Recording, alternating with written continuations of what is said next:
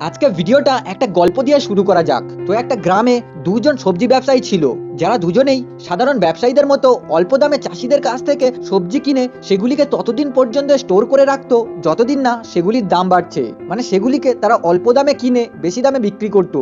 এবারে ওদের দুজনের মধ্যে একজন ব্যবসায়ী একদিন গ্রামের সমস্ত কৃষকদের বলে, আপনাদের কাছে যত সবজি আছে সেগুলিকে এক জায়গায় জড়ো করে একদিন আমার বাড়িতে নিয়ে আসবেন। সেই কথা শুনে সব কৃষকরা মিলে গ্রামের সমস্ত সবজি এক জায়গায় করে সেই ব্যবসায়ীটির বাড়িতে দিয়ে আসে। তো সেই দিন ব্যবসায়ীটি 10 টাকা প্রতি কিলো দরে ওই সবজিগুলিকে কৃষকদের কাছ থেকে কেনে। তারপর ব্যবসায়ীটি সবজিগুলিকে 6 মাস স্টোর করে রাখার পর 12 টাকা প্রতি কিলো দরে ওই সবজিগুলিকে বিক্রি করে দেয়, যার ফলে ওনার 2 টাকা প্রতি কিলো দরে লাভ হয়।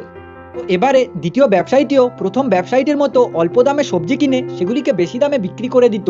কিন্তু দ্বিতীয় ব্যবসায়ীটির ব্যবসা করার নিয়ম ছিল কিছুটা আলাদা। প্রথম ব্যবসায়ীটির মতো একই সঙ্গে একই দামে সব সবজি কেনার পরিবর্তে সে প্রতিদিন একটা দুটো কৃষকের কাছে গিয়ে তাদের কাছ থেকে অল্প অল্প করে সবজি কিনতো।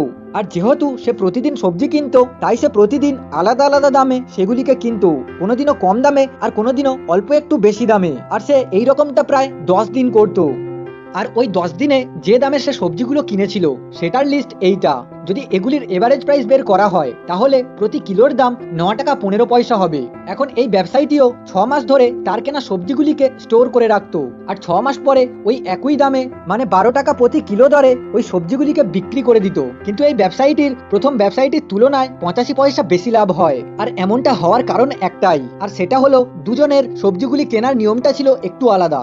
যেমনটা আপনি দেখেছেন যে প্রথম ব্যবসায়ীটি একসঙ্গে একই দামে সব সবজি কিনে নিয়েছিল, কিন্তু দ্বিতীয় ব্যবসায়ীটি প্রতিদিন অল্প অল্প সবজি আলাদা আলাদা চাষিদের কাছ থেকে আলাদা আলাদা দামে কিনেছিল। মানে কখনো কম দামে কিনেছিল আর কখনো বেশি দামে কিনেছিল, তাই তার প্রাইস এভারেজ হয়ে গিয়েছিল। তো বন্ধুরা, ব্যবসায়ী দুটির ব্যবসা করার এই নিয়মগুলিকে আপনি লামসাম ও এসআইপি ইনভেস্টমেন্ট ভাবতে পারেন। প্রথম ব্যবসায়ীটির ব্যবসা করার উপায়কে লামসাম ইনভেস্টমেন্ট ভাবতে পারেন। যেমন প্রথম ব্যবসায়ীটি সব কৃষকদের কাছ থেকে একসঙ্গে একই দামে সব সবজি কিনে নিয়েছিল, ঠিক তেমনই আমরা লামসাম ইনভেস্টমেন্টে নিজের একটা বড় অ্যামাউন্ট যে কোনো অ্যাসেটসে একসঙ্গে ইনভেস্ট করি, যেমন স্টকস, বন্ড অথবা মিউচুয়াল ফান্ডে।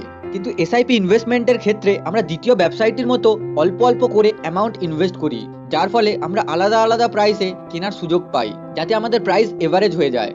যেমন আপনি দেখেছিলেন যে দ্বিতীয় ব্যবসায়ীটির ক্ষেত্রে ওনার প্রাইস প্রথম ব্যবসায়ীটির তুলনায় অনেক কম এসেছিল। আর এমনটা সবসময় এসআইপি ইনভেস্টমেন্টের ক্ষেত্রে হয়। এসআইপিতে অটোমেটিক্যালি সব রকম মার্কেটে আপনার টাকা ইনভেস্ট হয়, তাই আপনার প্রাইস এভারেজ হয়ে যায়। এটাকে অন্য একটা এক্সাম্পল দ্বারা ভালোভাবে বোঝা যাক। মনে করুন আপনি একটা মিউচুয়াল ফান্ডে এসআইপি শুরু করেছেন, যার এনএভি বা নেট অ্যাসেট ভ্যালু হলো 100 টাকা। তো প্রথম মাসে 100 টাকার হিসাবে আপনার টাকা সেই মিউচুয়াল ফান্ডটিতে ইনভেস্ট হয়ে যাবে। তার পরের মাসে সেই মিউচুয়াল ফান্ডেরই এনএভি যদি 100 টাকা থেকে বেড়ে 105 টাকা হয়, তাহলে সেই মিউচুয়াল ফান্ডটিতে 105 টাকার হিসাবে আপনার টাকা ইনভেস্ট হয়ে যাবে। যদি এর পরের মাসে এনএভি 105 টাকা থেকে কমে 90 টাকাতে আসে, তাহলে সেই মিউচুয়াল ফান্ডটিতে 90 টাকার হিসাবে আপনার টাকা ইনভেস্ট হয়ে যাবে। আর এই রকম ভাবে যতদিন না আপনি এসআইপি স্টপ করবেন ততদিন পর্যন্ত চলতেই থাকবে, যার ফলে মার্কেট নিচে পড়ে যাওয়ার কোনো ভয় আপনার থাকবে না, আর মার্কেট উপরে যাওয়াতেও ফিয়ার অফ মিসিং আউটের কোনো রিগ্রেটও ফিল হবে না। কিন্তু লামসাম ইনভেস্টিং এর ক্ষেত্রে এমনটা হয় না। লামসাম ইনভেস্টিং এ আপনার প্রেডিকশন ঠিক হওয়াটা খুব জরুরি, কারণ যদি আপনি ভালো রিটার্ন পেতে চান তাহলে আপনাকে সস্তা মার্কেটে আপনার টাকাগুলোকে ইনভেস্ট করতে হবে। কিন্তু মার্কেট কখন সস্তা এবং কখন চড়া তা প্রেডিক্ট করা খুবই কঠিন একটা কাজ। তাই এসআইপি ইনভেস্টমেন্ট হলো সবথেকে বেশি সেফ অ্যান্ড প্রফিটেবল একটা অপশন। কারণ এসআইপি এমন একটা ইনভেস্টমেন্টের উপায় যেখানে লং টার্মে কোনোদিনও আপনার পোর্টফোলিও নেগেটিভে থাকতেই পারে না। তাই আমি পার্সোনালি এসআইপি মেথডটিকে 4টি বড় রিজনের জন্য সাজেস্ট করে থাকি। তো reason number 1, rupee cost averaging. যেহেতু আপনার এসআইপি ইনভেস্টমেন্ট লং টার্ম ধরে চলে, মানে 5 অথবা 10 বছর ধরে, তাই আপনার এভারেজ কস্ট অফ ইনভেস্টিং সবসময় অনেক কম হয়। ফর এক্সাম্পল, মনে করুন আপনি কোনো মিউচুয়াল ফান্ডে এসআইপি ইনভেস্টমেন্ট শুরু করেছেন, যার এনএভি প্রথম মাসে 100 টাকা ছিল, কিন্তু তার পরের মাসে তার এনএভি 100 টাকা থেকে কমে গিয়ে 90 টাকা হয়ে গেছে। তাহলে আপনার এভারেজ কস্ট অফ ইনভেস্টিং হলো 100 - 90 divided by 2 is equals to 95 rupees. এই এভারেজ কস্ট অফ ইনভেস্টিং সবসময় লামসাম ইনভেস্টিং এর তুলনায় অনেক কম হয়, যার ফলে মার্কেট ভোলাটিলিটির এফেক্টও বেশি পড়ে না। Reason number 2, bring discipline into investing. SIP মানে হলো সিস্টেমেটিক ইনভেস্টমেন্ট প্ল্যান, যেখানে আপনি কোনো ব্যাংক বা কোনো ইনভেস্টমেন্ট অ্যাপকে ইনস্ট্রাকশন দিয়ে রাখেন যে প্রত্যেক মাসে একটা স্পেসিফিক ডেটে আপনার ব্যাংক অ্যাকাউন্ট থেকে একটা স্পেসিফিক অ্যামাউন্ট যেন অটোমেটিক্যালি ডিডাক্ট হয়ে কোনো মিউচুয়াল ফান্ড বা কোনো ইন্ডেক্স ফান্ডে ইনভেস্ট হয়ে যায়, যার ফলে প্রত্যেক মাসে ফান্ডে টাকা জমা দেওয়ার মতো কোনো চিন্তা থাকে না। তাই প্রত্যেক মাসে কোনো চিন্তা ছাড়াই ইনভেস্ট করার ভালো একটা হ্যাবিট এসআইপির মাধ্যমে গড়ে ওঠে। Reason number 3, prevent the problem of market timing. মনে করুন কোনো মাসে আপনার মিউচুয়াল ফান্ডের এনএভি ডাউনে চলে গেছে, যার ফলে আপনার পোর্টফোলিও রেড কালার দেখাচ্ছে, মানে আপনার পোর্টফোলিও লসে চলে গেছে।